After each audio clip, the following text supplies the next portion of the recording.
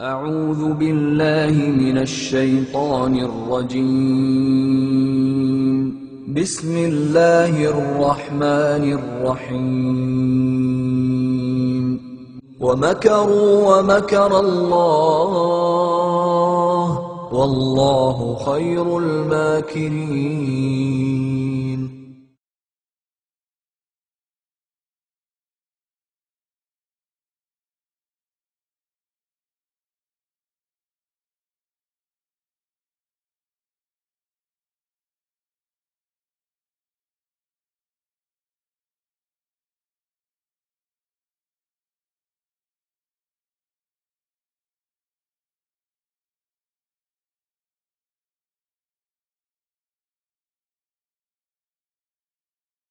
ودت طائفة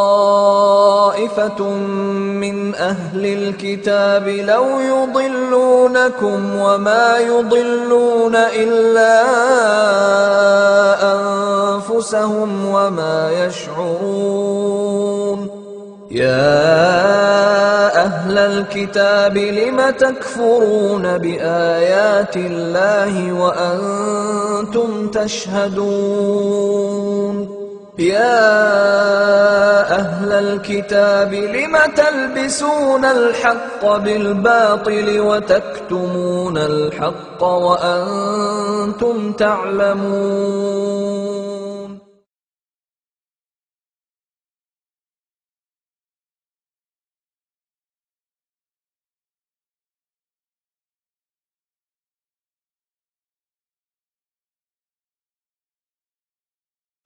Which other elements within this passion play, within this myth, have parallels with Christianity? Well, baptism in the holy river in the Nile, which was considered to be a sacred river, the sacred Nile water, which was carried into the temple, and the statues were anointed with it. And I baptize you in the name of the Father, and of the Son, and of the Holy Spirit.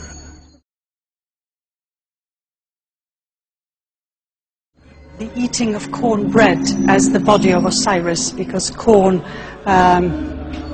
came about through the sacrifice of Osiris. So this whole eating of bread and drinking of beer that issued from the risen God is also paralleled by the Eucharist Mass in Christianity. So the corn bed and the beer are paralleled today by having the bread and the wine. Exactly.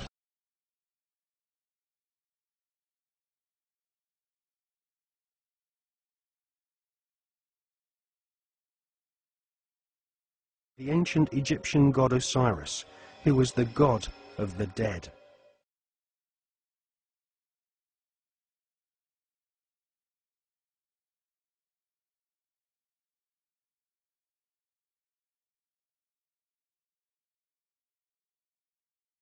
Another thing they had to do is to implement another feast or festival called the Feast of Ishtar. And this is the goddess of fertility. This is why they have the reference here now to the eggs, yeah, and to the rabbits, because they multiply quickly. So it was a fertility festival from the goddess Ishtar, which we today call Easter. That's where your Easter eggs, your bunnies, and all the rest of it come from. This has nothing to do whatsoever with Christianity.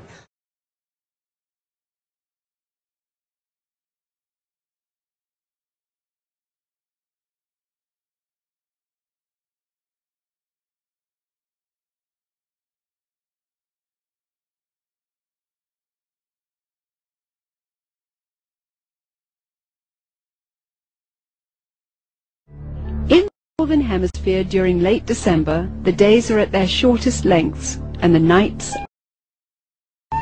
For those of the pagan world, this has always been the greatest time of the year to celebrate and practice the works of darkness. The pagan calendar identifies this period as the winter solstice. Witchcraft traditions hold that a number of pagan gods were given birth during this period, including Dionysus, Attis, and Baal, chief male god of fertility and licentiousness. Another pagan god from Persia, identified as Mithra, was said to have been born specifically on December 25th.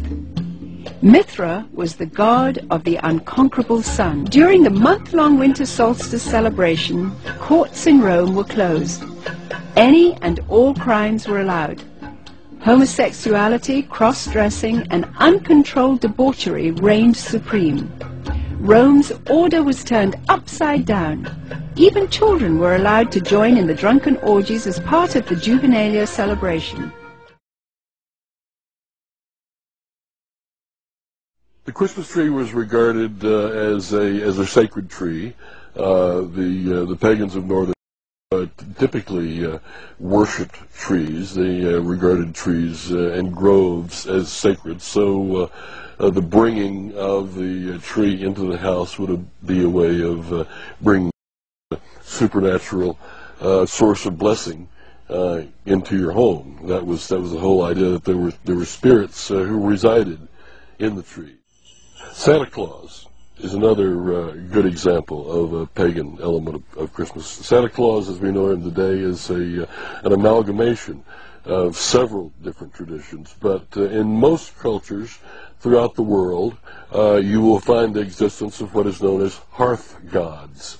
Gods who guard the hearth and the chimney and keep the fires burning and make sure the food cooks properly and the people are warm and what have you. And at a certain time of year, in the middle of winter, typically, the hearth god dressed in red will come down the chimney to reward those who have pleased him during the course of the previous year, and to lay curses or hexes or other forms of punishment upon people who have displeased him.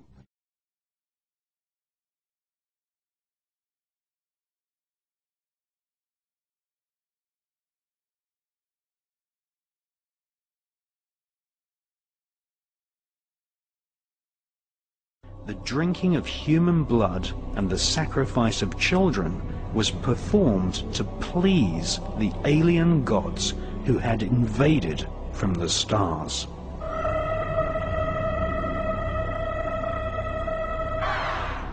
The ancient ruling elite believed that drinking human blood allowed them to absorb human DNA from their ancestors.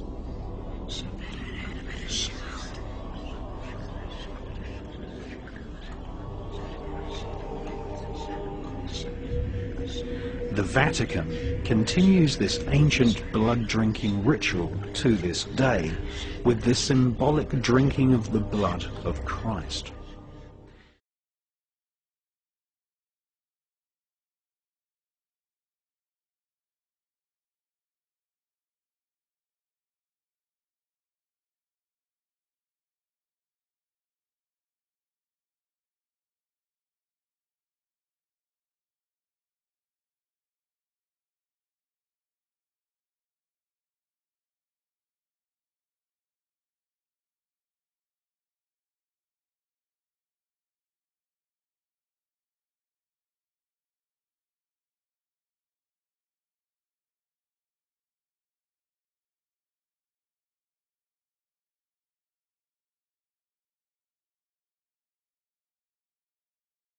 The goddess Eulogia, whom Skull and Bones calls the goddess of eloquence, arose to the heavens, and she didn't happen to come back down again until 1832, when Russell formed Skull and Bones. So now everything in the society is done in deference to this goddess.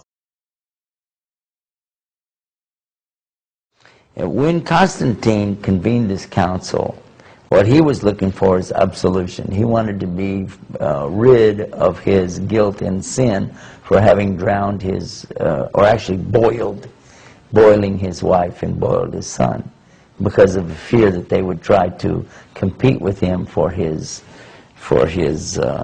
position. Talk about insecurity, huh? Well, in any case, he found a way to get it done. It was through this one sect of Christianity said that if he would say that Jesus was the Son of God and died for his sins, then they would forgive him of his sins. Yeah, interesting. And then the trade-off was then that the Roman government would now be forced to accept this particular sect of Christianity as the royal or the official church of the realm.